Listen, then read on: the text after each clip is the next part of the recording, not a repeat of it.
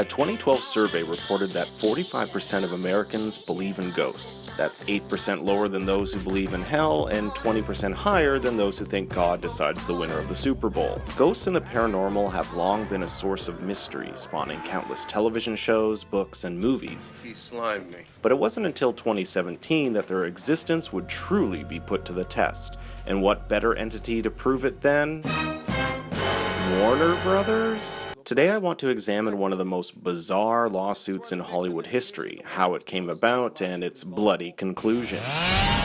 Okay, maybe not that bloody, but in order to understand where all this began, we must first travel back in time. The year is 1978, and Halloween is tearing it up at the box office, Jimmy Carter is president, and Simon is the most popular toy in America. But 78 is also the year Ed and Lorraine Warren, a married team of paranormal investigators, decided to sell the rights to their stories that would later become the basis for such films as The Amityville Horror, Haunting in Connecticut, Annabelle, and The Conjuring. The author they gave the rights to, a man by the name of Gerald Brittle, went on to make several novels, notably his 1980 work, The Demonologist. Here in the table of contents you can see the names of the chapters, including Beyond Amityville, Annabelle, and the Enfield Voices, which would become the inspiration for The Conjuring 2. And it was around the release of The Conjuring 2 that Brittle's lawyers sent a cease and desist to Warner Brothers attempting to stop its release. That's when things got interesting. And I'm talking. Warner Brothers argued that they don't need the rights because the stories are based on real historical events. In other words, ghosts are real. In order for Warner Brothers to win the case, they would need to prove that the events, such as a demonic doll or murderous witch, actually happened. As Brittle's attorney said, Lorraine and Ed Warren's claim of what happened in their Perone farmhouse case file, which the defendants freely and publicly admit their Conjuring movie was based on, does not at all jive with the real historical facts. This is a pattern of deceit that is part of a scheme that the Warrens have perpetuated for years.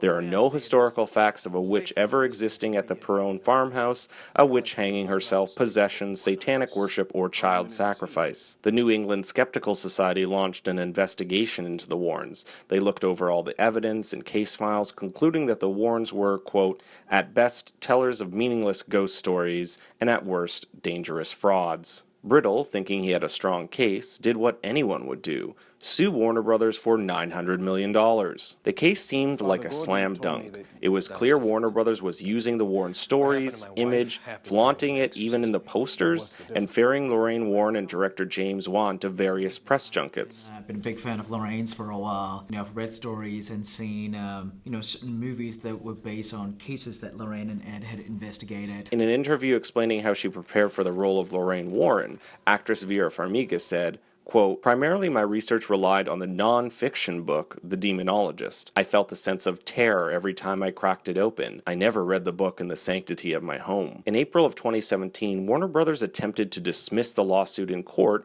but failed. As U.S. District Court Judge John Gibney Jr. said in his ruling, the court declines the parties' invitation to wade into the truth or falsity of the Warrens' paranormal escapades, or to parse the resulting similarities between the works at this stage of the case.